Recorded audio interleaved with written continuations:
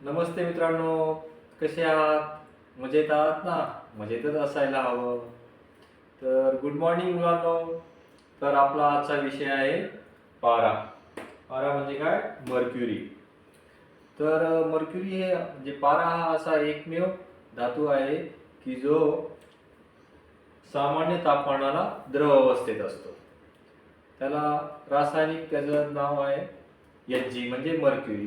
त्याचे अणुक्रमांक म्हणजे atomic number आहे त्याचा 80 म्हणजे 80. आणि तो त्याचा रंग कसा असतो? साधारणतः चांदीसारखा रंग असतो. त्याचा उपयोग कुठे केला जातो? त्याचा उपयोग तापमापकमध्ये केला जातो, म्हणजे थर्मोमीटरमध्ये टेम्परेचर मोजण्यासाठी केला जातो. आणि औद्योगिक क्षेत्रामध्ये पण त्याचा उपयोग केला जातो. आणि त्याचे दुष्परिणाम कुठे असतात?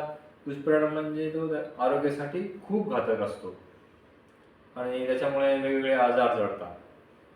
तर हा आपण पूर्व पाराविषयी शिकलो, तर ही डिटेल आपली इन्फॉर्मेशन होती.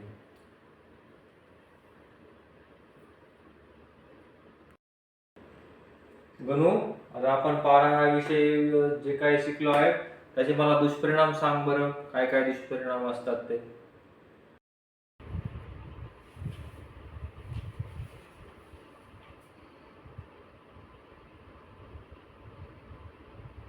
पाराचे दुष्परिणाम.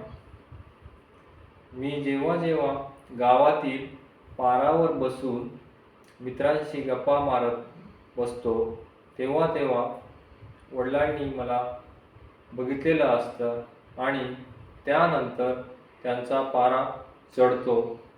मग ते मला काठीने बदळतात.